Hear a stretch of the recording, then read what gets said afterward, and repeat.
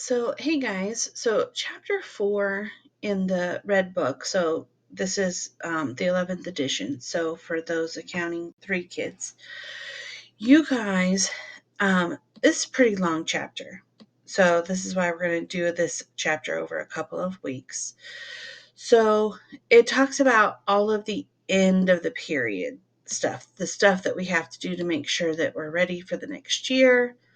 So, I'm going to go ahead and zip me off here and we can go through this slideshow.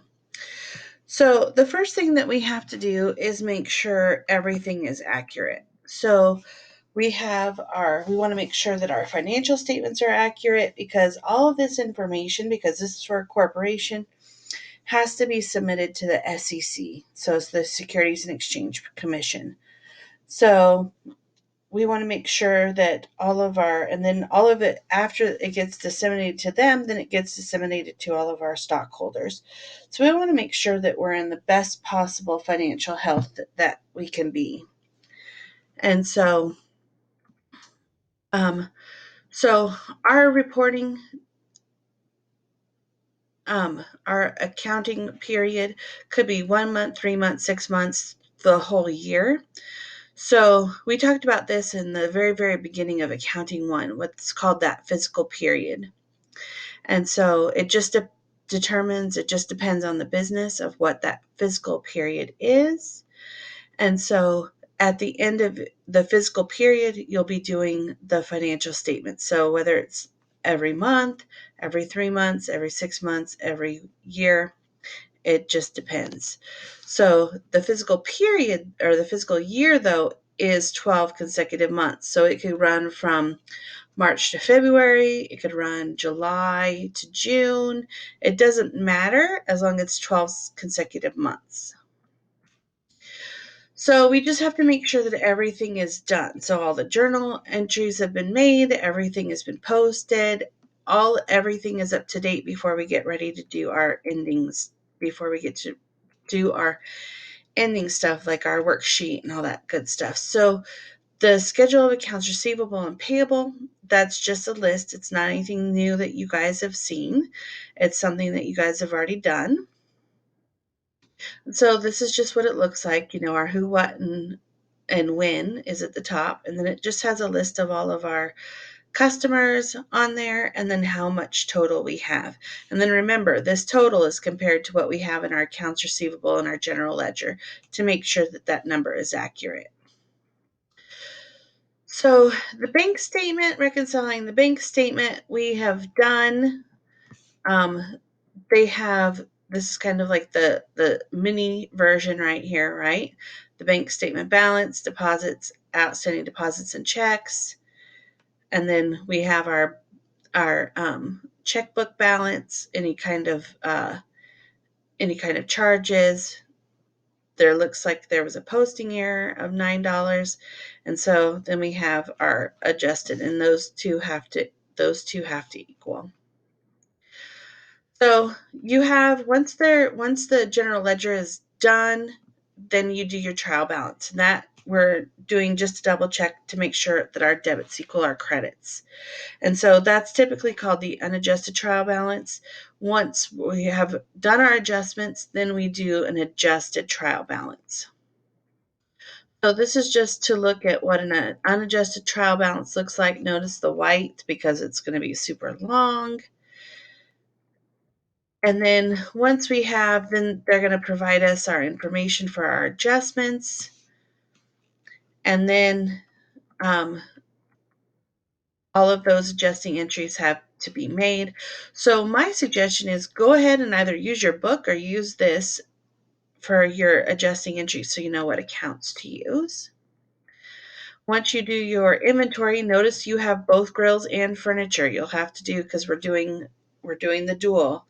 So you'll have to do an adjusting entry for both inventories. Okay. And notice it went into income summary, guys, just so you guys can see that. It went into income summary. And then we have our supplies expense and supplies, insurance expense and prepaid insurance, and then we have our depreciation. So the depreciation numbers are usually given to us. which is what we like. We don't have to calculate it, and they're fairly straightforward. The other ones we have to do some basic, very basic adding or subtracting. So after those adjustments are made, we have to figure out our income. So we have to take our income statement accounts. Those are our income summary all the way down to our expenses. Those are our income statements. The income statement credit column, the income statement debit column are our expenses. We subtract those two, and that will give us our preliminary income before taxes. And then we use that number to calculate our income tax based on the graph that's in the book. So we will have already paid some. The difference is our adjustment, and then that's what we'll put in our adjusting entry for that one. Once all those adjustments are made, we do a new trial balance with all of the updated balances in there, and we still have to make sure that our debits equal our credits. All right. So it says, so assigning control of revenue, costs, and expenses to a specific manager is called responsibility accounting. So we want to make sure that the information that we're getting for these areas are coming from somebody that's in charge of these areas. You don't want somebody in charge of accounts receivable doing all of the revenue. So we want to make sure that we have those people that are in direct charge of those accounts to be in charge of those areas.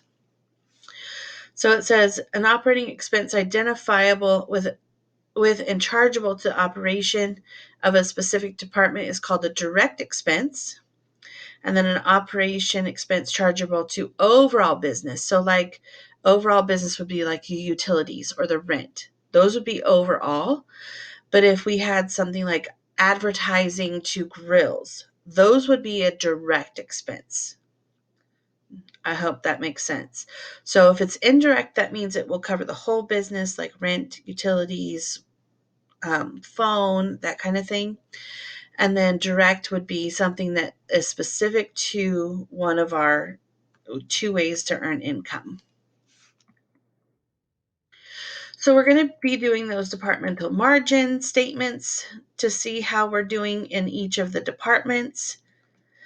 And so this is what that looks like. And you guys have done this earlier in accounting too. So this should be kind of a little bit of a refresher in accounting 3, because accounting 2 is doing this right now in chapter 22.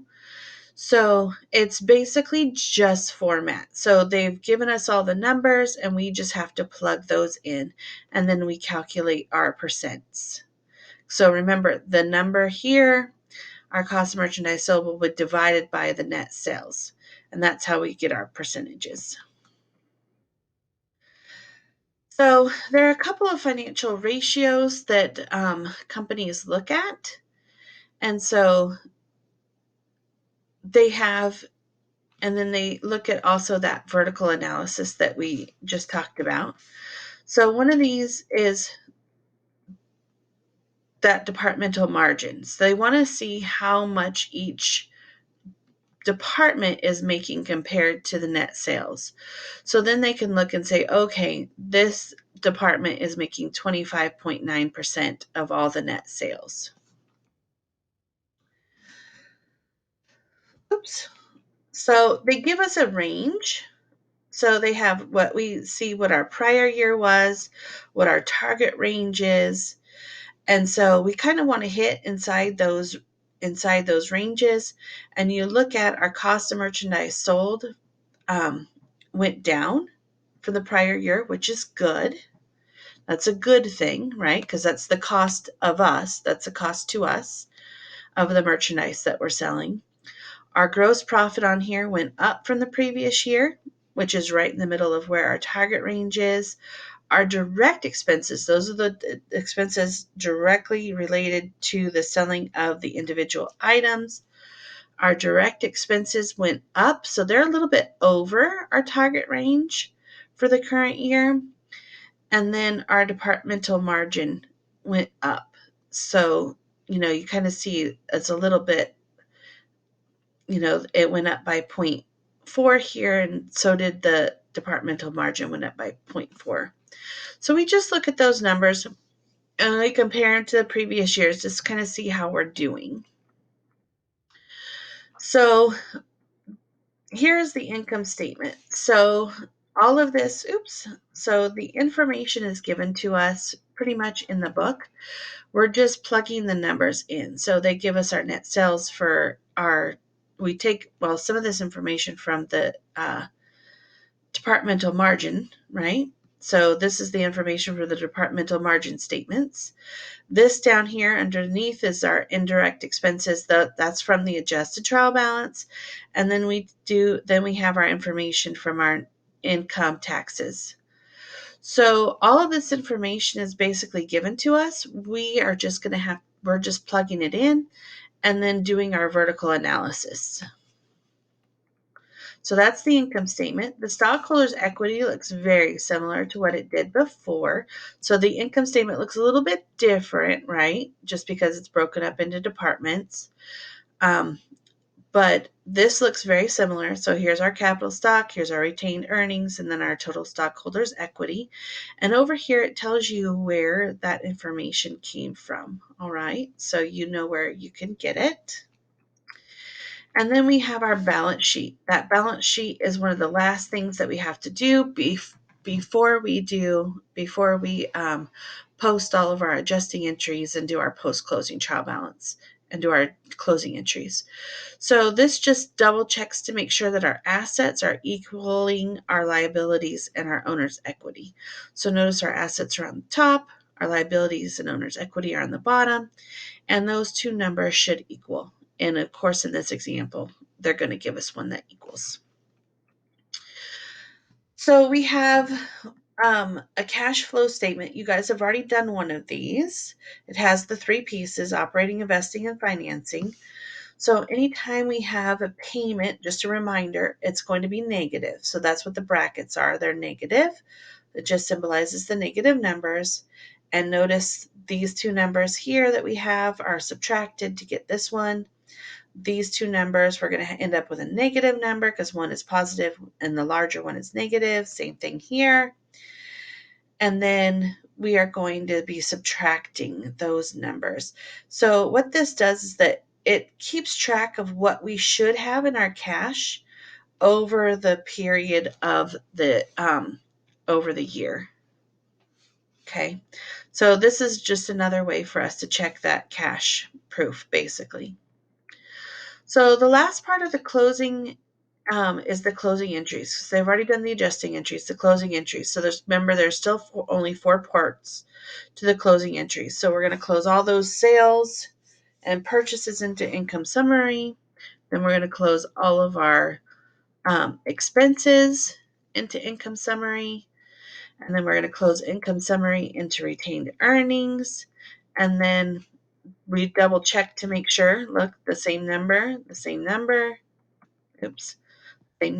We double check to make sure that our numbers match.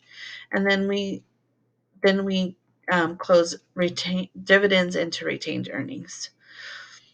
So the only thing that's open after our closing entries are just our permanent accounts, our assets, liabilities, and just those few owner's equities like capital stock, retained earnings.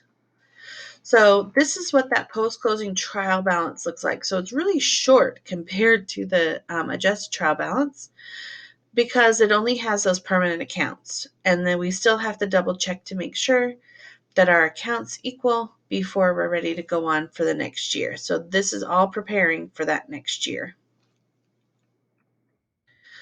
So once that's done, the accounting cycle then has been complete. All right, so it's gone through all 12 steps on here. In accounting 2, I just did this thing with chapter 22. There's 13 steps on there. I don't know why it changes, but this is the way this is how they are doing it for the Redbook. All right. So those are the steps. So journalize from our transactions to journalizing, posting, doing our this step 5 and 6 would be our worksheet basically. 7 is getting everything updated into our ledger to do our financial statements. Then from our financial statements, we'll do our closing entries, we'll post them, and do our post-closing trial balance. All right, guys, so that is what we're going to be doing in chapter 4. Like I said, that's why it's super duper long. So we'll just take it one step at a time as we go, and we'll go from there. Have a great week.